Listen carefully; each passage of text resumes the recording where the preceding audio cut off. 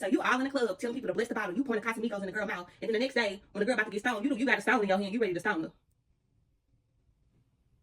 I'm just trying to figure out how y'all always got y'all nose in somebody else's business, in somebody else's situation, always got something to say, but let's talk about what you have going on in your life.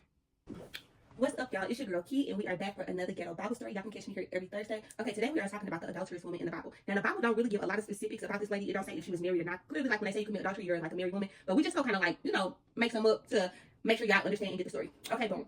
So it's this lady, right? She is just tired. She had a long week at work, y'all. So she get home. Husband, he nagging about he came home and the dishes weren't clean, da da da. So she's like, you know what? I need a night out. She takes her homegirl, like, yeah, girl, let's go out, da da da.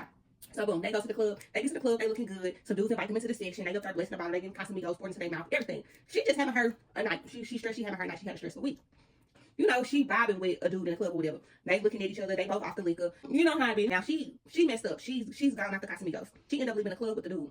Ended up waking up the next morning. Now she's scrambling to get her stuff so she could go. And what she don't know is when she was going to the dude's house that night, like a whole bunch of people had seen her going in there or whatever. So y'all know, we all know that one person always takes this one person like, ooh, I know that I'm James' wife. They was waiting for her to come out the next morning. And when she came out, it was like the Pharisees and like all the little scribes people, they would start like all the guards and stuff because it was a sin to commit adultery by the law of Moses in this time. So they knew Jesus was in town and Jesus was at the temple, teaching and preaching.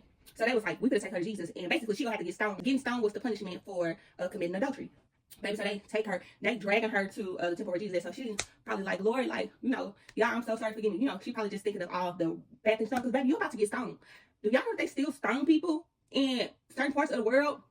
Baby, I was all up in it. I'm like, how long does it take you to die when you get stoned? Between 20 minutes and 2 hours. Can you imagine just getting rocks and bricks thrown at you until you die? Baby, she gets to the temple or whatever. So Jesus is teaching at this time. He's preaching, so he got a crowd around him. So, they see them walking up. They walking up all dramatic. They throw the girl on the ground. They're like, teacher, she has been caught in adultery. In the law of Moses, it says that we are supposed to stone her. What should we do? Now, T is that when you catch somebody in the act of adultery, you're supposed to not only bring that woman, but you're supposed to bring that man as well. But yet they only brought the woman because they didn't really care about the woman committing adultery. What they were really trying to do was set Jesus up because, they was hating on him. Jesus had a whole bunch of haters. And they were just trying to see like what he was gonna do, if he was gonna follow the law of Moses, or if he was gonna be the forgiving and loving God that he said he was, or he was gonna go against what the Roman Empire say. Like they was gonna do, like, who are you? Like they like, who is he to really tell somebody that this lady can be stoned or not? So Jesus didn't say nothing. He just started writing in the dirt, in the ground. To this day, don't nobody know what Jesus wrote, what he said, like nothing. But in my mind, he wrote, I'm so sick of these niggas, Lord. Because I'm up here trying to teach the people. I'm up here trying to do everything, and y'all always bothering me. See, Jesus knew that this was a setup. They was basically trying to set Jesus up to see what he was going to say. Anything they could do to, like, basically try to make Jesus look bad, they wanted to do. So it was kind of like they was trying to put him in a lose-lose situation. But not my boy, not Jesus. Okay? Y'all can't play with him like that. They kept asking him, he writing in the ground. They kept asking him, like, what should we do? What should we do? She was caught in an act of adultery. Like, what should we do? We need to stop her. This is what the law of Moses says. What would you do, teacher? What would you do? So Jesus got up. Now, at this time, a crowd has formed. Everybody got big rocks in their hand, like bricks, rocks, everything. Because some people may have had a stressful day at work, something they ready to stone somebody. It's weird, but this is just what was going on in the Bible times. They was used to stoning folks. So everybody got their rock in their hand, and they ready to throw stones at this lady and kill her for committing adultery. Jesus was like, "Let he who is without sin cast the first stone." Let he who is without sin cast the first stone. That means, okay, y'all can throw stones at her if ain't none of y'all seen before. If ain't none of y'all did nothing before, then be my guest. Don't hit those stones at her then. It said that Jesus went back and he started writing in the dirt again. As he's writing in the dirt, the lady's still on the ground. Every single person gets to walking away. They get to walking away. Why they get to walking away? Because all y'all are sinners. Okay, so how you gonna try to cast judgment upon this lady when all y'all sin too? So when Jesus looked back up, everybody was gone. It was just him and the lady. So he asked the lady, he like, has no one condemned you? And she was like, no, my Lord. And he was like, well, neither do I condemn you. Then he told her, basically, go and don't sin anymore. Let me tell y'all something about Jesus. Loving, merciful, just, it just make my heart just go like, because like Jesus doesn't encourage the sin, but Jesus loves the sinner. Whew.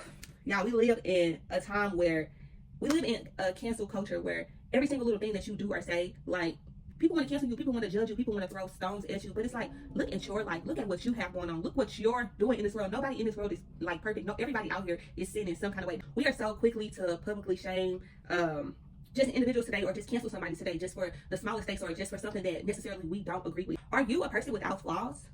People always trying to pass insecurities and judgment upon you, but it's really something that they deeply struggle with in the inside.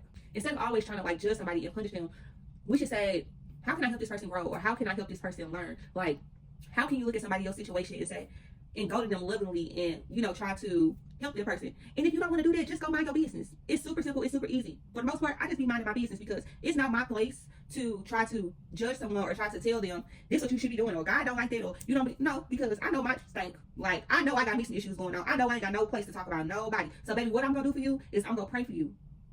That's all I can do, because only you, that's gonna be between you and Jesus. Pause before passing judgment. Let's reflect on our own imperfections first before we try to take the time out to judge other people. Let's try to practice empathy over condemnation. Let's understand that, like, everybody is going to make mistakes. No one's going to be perfect. And, you know, all we can really do is pray for these people. Don't fall into hypocrisy. Be as gracious with others as you are with yourself. You know that you be out here sinning and you ask God to forgive and you move on from it. Give other people that same grace as well. This story is very much like today's life, where it's so easy for us to judge, but I just invite us all today to try to replace that criticism with love and recognize that at some point, like, we all need to be forgiven. So don't throw no stones at nobody today, y'all, and pray for the person that's throwing stones at you. As always, I'm learning as well. This was definitely a lesson for me, because baby, sometimes I be quick to be like, like, or she nasty, and you know, and it's just like, please check yourself. Like, check yourself, check your own situation, check what you got going on. I love you guys so much, and I'll see you next Thursday.